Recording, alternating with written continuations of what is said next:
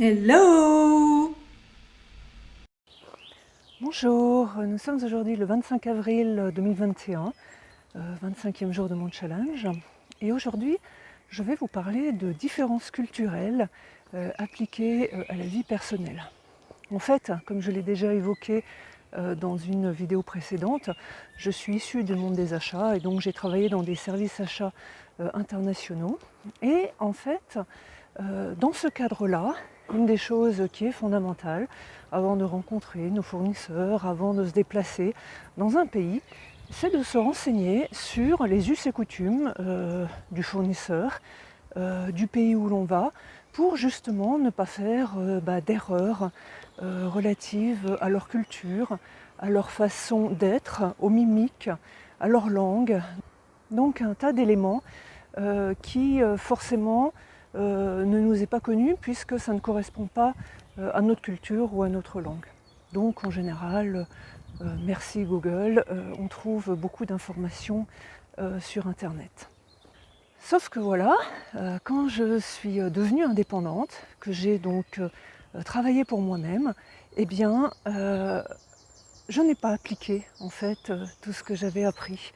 Et je me suis retrouvée confrontée à des mondes ou à des domaines que je ne connaissais pas. À savoir que ma première entreprise était un site de vente en ligne de bijoux lithothérapie, c'est-à-dire des bijoux avec des pierres naturelles, avec un but thérapeutique dans le sens où on utilise la composition de la pierre et la vibration de la pierre pour soulager certaines de nos, on dira, douleurs. Bref, toujours est-il que, à un moment, j'ai décidé de produire des bijoux en France, dont je faisais le design, et j'ai commencé à chercher donc des fournisseurs en France, puisqu'en fait c'était mon objectif. Je voulais une production 100% éthique, 100% française. Donc en tant qu'ex-acheteur, c'était pas trop compliqué, chercher des acheteurs on sait faire. Sauf que dans tous les achats, l'objectif, enfin dans toutes les entreprises en tout cas, l'objectif est de faire du bénéfice et de regarder ce que le client est prêt à payer. Et bien malheureusement, la plupart des producteurs de bijoux sont partis sur l'Asie et les producteurs qui restent en France, soit c'était pour des très grosses séries, et moi je commençais, soit avaient des prix pas très compétitifs pour les petites séries. Bref, je finis par en trouver une fois encore, en tant qu'acheteur et en tant qu'entrepreneur, les solutions, on les trouve. Et je vais rencontrer cette créatrice, puisque, une fois encore, j'applique ce que j'ai appris dans l'entreprise, on rencontre son fournisseur et on discute. Donc, je me déplace et je fais donc 400 km pour la rencontrer. Et en fait, c'est là que je me suis rendu compte que j'ai fait une grosse erreur, à savoir que je ne me suis pas mise dans les chaussures de la personne que j'allais rencontrer. C'était une personne créative, c'était une personne qui était dans le monde du bijou, dans le monde de l'esthétisme, dans le monde de la beauté, des lignes, de création. Alors que moi, finalement, je venais du monde de l'industrie, d'un monde avec des objectifs, avec des règles, avec des plans, avec un tas de choses. Et finalement, j'ai gardé le vocabulaire, j'ai gardé finalement ce que j'avais appris, puis qui fonctionnait dans le monde dans lequel j'étais avant. Sauf que là, ça ne fonctionnait pas. Avec mon cahier des charges, je lui ai fait peur. Elle a pensé que j'arrivais avec quelque chose qui lui disait comment faire, alors que ce n'était pas du tout mon objectif. Surtout qu'une fois encore, c'était elle la professionnelle et moi finalement, je n'avais absolument aucune expérience de ce domaine. Alors c'est pourquoi je vous parlais au début de cette vidéo des différences culturelles et du monde des achats. Parce que finalement, avec toute l'expérience que j'avais, j'ai fait quelque part des erreurs de débutante, avec toute l'assurance de ce que j'avais appris en entreprise. J'étais toute excitée par mon projet. Je voyais donc en fait un monde absolument merveilleux chez elle, avec toutes ces créations, tous ces bijoux qu'il y avait tout autour. Et finalement, je ne me suis pas mise dans ses chaussures pour lui présenter mon projet, pour que finalement elle soit aussi enthousiaste que je l'étais. Et pourtant, une fois encore, dans les achats, quand on va dans un autre pays, quand on va dans un autre domaine, eh ben, on cherche l'information, on apprend à se renseigner, on apprend le vocabulaire de l'autre, on apprend la culture de l'autre. Et bien là, je ne l'avais pas fait. Et donc je peux vous dire que ça a été un échec. Peu de temps après, cette personne qui avait de gros problèmes personnels, finalement, juste avant mon lancement de la gamme de bijoux, m'a lâché. Et ça a été quelque part une bonne leçon pour moi. Et finalement, j'ai beaucoup appris, puisque de toute façon, j'ai lancé cette gamme de bijoux plus tard. Bon, évidemment, j'ai perdu du temps, mais j'ai appris beaucoup. Je vais vous donner un autre exemple de mes débuts d'entrepreneur qui a été, je dirais pas un échec comme le premier. Ceci dit, il n'y a pas d'échec, il n'y a que des expériences.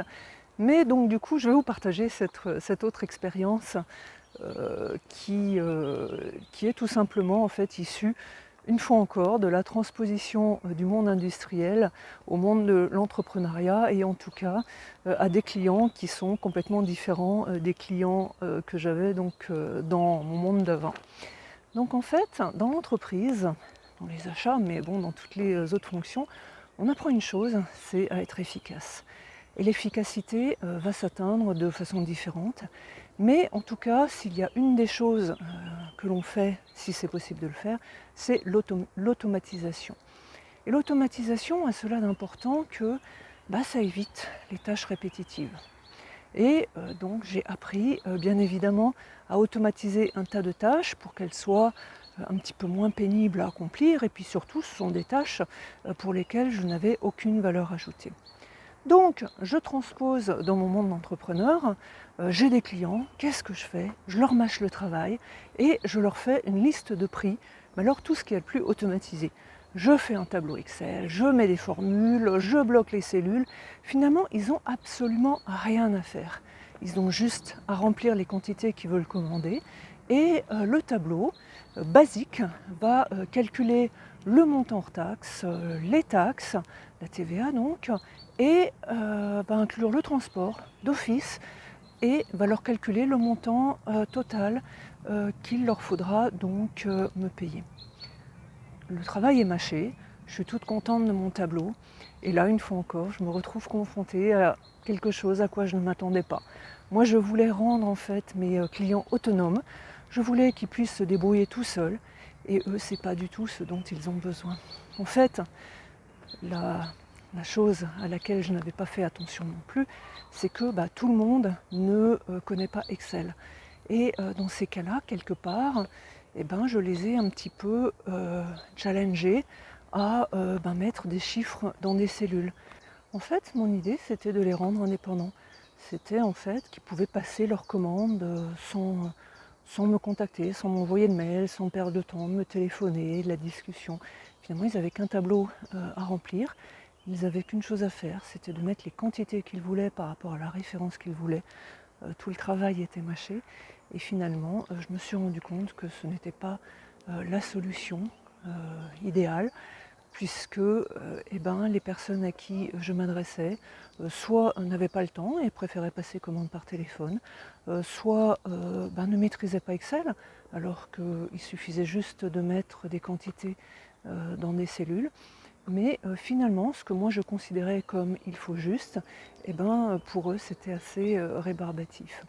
Donc c'est un petit peu là pour revenir à la leçon, à savoir les différences culturelles, quelque chose donc à quoi on est très sensible en entreprise, surtout bien évidemment quand on travaille dans les achats internationaux. Finalement, on ne pense pas à le transposer à un autre domaine, par exemple à une vie personnelle, à une nouvelle vie professionnelle, à de nouveaux projets. Et il est vrai que on parle souvent de compassion, de se mettre dans les chaussures de l'autre. Mais c'est vrai que quand on parle de compassion et de ce genre de choses, on va surtout parler de sentiments, de ressentis, mais pas forcément des connaissances, de ce que cette personne comprend, de comment elle va le comprendre, comment elle va l'interpréter avec son référentiel, avec sa façon de voir les choses, avec ce qu'elle a appris. Et c'est en cela que finalement, ces deux exemples que je vous ai donnés ont été de belles expériences, puisque voilà, je ne suis plus dans le monde de l'entreprise, je ne travaille plus pour des grands groupes internationaux, mais je m'adresse à quelque chose, si je peux me permettre de dire ça comme ça, en tout cas à une dimension beaucoup plus précieuse, qui est la dimension de l'humain, qui est la dimension, donc là effectivement, de la compréhension de l'autre, qui, une fois encore, c'est une dimension qui est très importante dans le monde industriel et dans l'entreprise, mais dans ce monde industriel, il faut aller vite. Et finalement, tout le monde fonctionne comme ça. C'est résultat et productivité, et on a de moins en moins le temps de s'occuper de l'humain, finalement, de faire toutes ces petites discussions que l'on faisait encore au début de ma carrière, et finalement de passer du temps à comprendre ce qui est vraiment important, finalement les vraies valeurs. Voilà, donc c'est ce que je voulais vous partager aujourd'hui concernant les différences culturelles, puisqu'on va dire ça comme ça, en entreprise, qui est tout simplement des différences de personnalité, différences de personnes, différences de domaine dans le monde peut-être plus personnel, ou en tout cas de l'entreprise, de petites entreprises. Voilà, merci pour m'avoir écouté et je vous dis donc à demain. Merci, au revoir.